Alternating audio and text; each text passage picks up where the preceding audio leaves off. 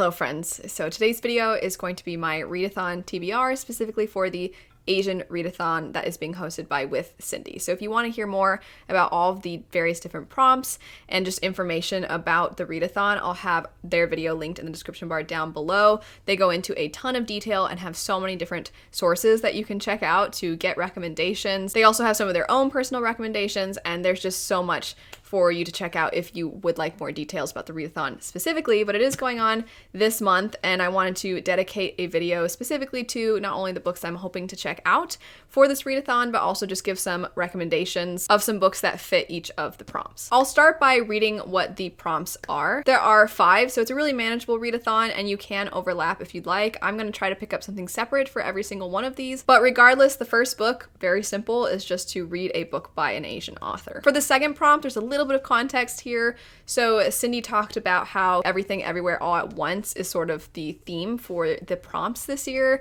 and so for the second prompt, it sort of relates to that movie. And so for this prompt is to read a book featuring an Asian character who is a woman and older. The third prompt is to read a book by an Asian author that has a world that you either want to experience or is different from your own. And Cindy specified it doesn't necessarily mean it has to be a fantasy world. It can also just be somebody who has a profession that plays a big role in the character's life, and that profession is very different from your own, so you can kind of loosely interpret this one. Next one is to read a book by an Asian author that has a very eye-catching, beautiful cover. And then for the last one, it's to read a book by an Asian author that comes either very highly recommended to you by people you know, or is just highly rated in general. With each of these prompts, I'm going to start by saying the book that I'm planning on picking up for it, and then letting you know some books that I would recommend for the prompts. So starting with the first one, which is the easiest, pretty much everything on this list can fall into this one, which is just read a book by an Asian author. For me, I have been meaning to finish up the An Ember in the Ashes series by Sabaa Tahir for so long at this point. I definitely need a refresher, so I'm going to have to go back through and remind myself of what happened in the first 3 books, but A Sky Beyond the Storm is the 4th one.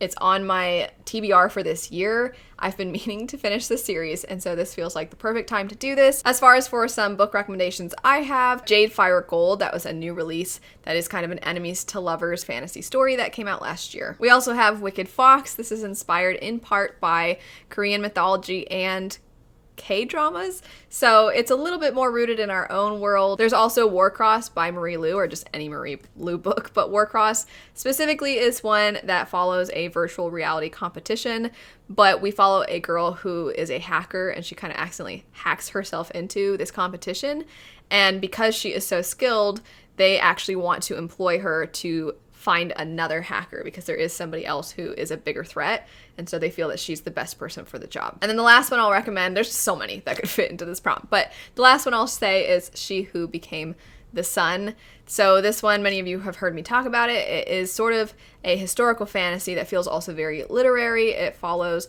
a certain time period in our own world, but it's sort of a gender swap, and it definitely is diving deep into what it takes for characters, or for people in general, to achieve greatness and the gray morality, I would say even villainous behavior that is required for somebody to achieve greatness. For the next prompt, I'm hoping to pick up The Dragon of Jin.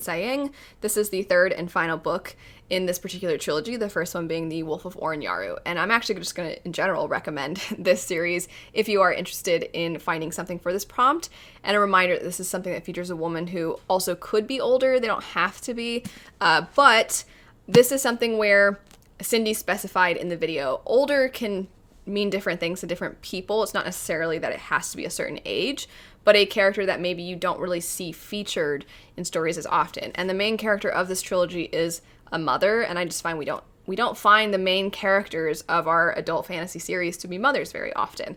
Sword of Kaigen is another one that you can check out. It's fantastic. So if you're looking for another one, that one's great, and it's a standalone. But with this, I have just really enjoyed seeing this character is just clawing tooth and nail, trying so hard to try and get back to their position of power, but where it's different from She Who Became the Sun is that they started with power, and there's all these people that are kind of trying to take it from her. And she's kind of on the run, she's trying to survive, she's trying to outmaneuver other people, and there's so many things that there's so many obstacles for her to overcome the whole time. And she can't just think about herself. There are times where she could very easily do something, but it would then mean endangering her son. And then she has to think about that as well. And so this third book, after everything that happened at the end of the second one, I've been meaning to pick this one up for a while. And I can't wait. For the third prompt, I am hoping to pick up The Stardust Thief. It does seem to be inspired by 1001 Nights, and it would seem the author is taking a lot of the stories that they grew up with and then writing this tale. And so I'm really excited. This is one of my most anticipated releases of the year. But some books that I would recommend for this prompt that I've checked out, one would be Iron Widow. Talk about a world that is different from our own. This story is also just very different from a lot of other science fiction and fantasy, kind of blends the two together. And it was described as The Handmaid's Tale meets Pacific Rim. So two very unexpected things that you don't typically hear in the same sentence.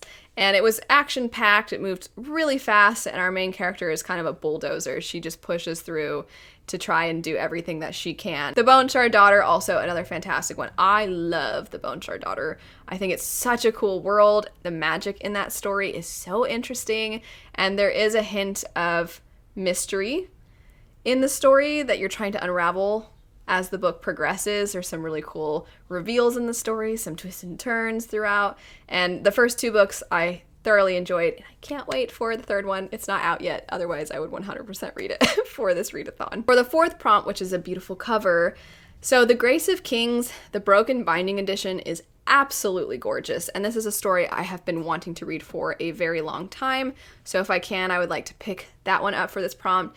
And oh my gosh, I feel like there's so many books that I could mention having beautiful covers. So Descendant of the Crane, if you've not picked that one up, the cover that it originally had is great, and there is a pre-order, I believe, happening right now for a new paperback edition, and the artwork for that is gorgeous. So this is kind of a murder mystery type of fantasy story. We also have The Girl Who Fell Beneath the Sea, which is a retelling, and it follows a girl who sacrifices herself to this sea god.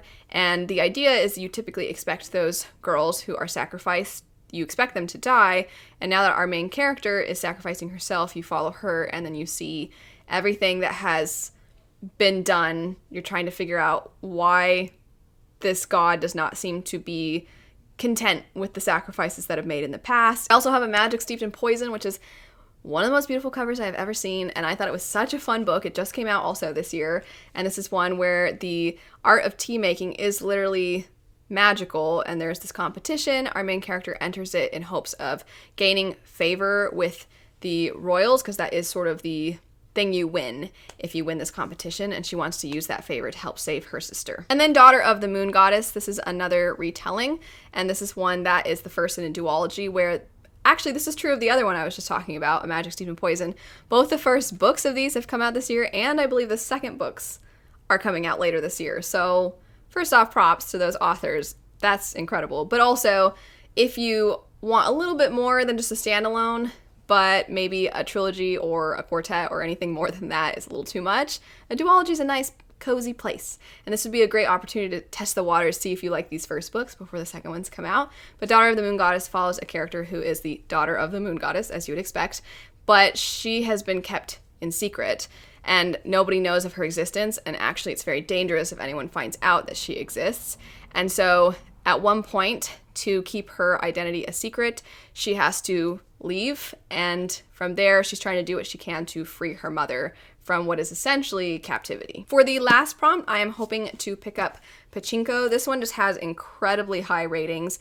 It is so, when I hear people talk about it, pretty much endless praise. I've just heard nothing but good things about this book. It's the only one on the list that is not fantasy, and I know that there's an adaptation out now, so maybe after reading it I can watch the adaptation as well. The ones that I would recommend for this that are highly rated would be one, Fullmetal Alchemist, because I love Fullmetal Alchemist, and there's also an adaptation of that. There's multiple adaptations.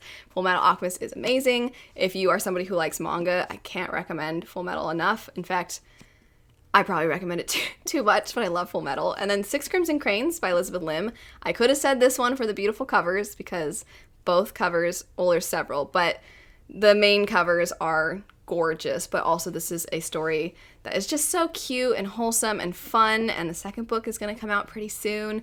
And then also Know My Name by Chanel Miller. I believe Cindy also recommended this one, and I second that. This is an incredibly powerful memoir. It is very difficult to read as it follows a sexual assault survivor, but it is an amazing book. So if it's something that you're able to pick up, I know that's not the easiest topic for a lot of people, but that book is phenomenal. That's it for some books that I'm going to be reading, as well as some recommendations. Of course, feel free to leave yours, but like I said, Cindy has provided so much information. Anyway, thanks so much for watching. Let me know if you'll be participating in this. Let me know your thoughts on any of these books. I hope you have a great rest of your day, and I'll see you all later. Bye.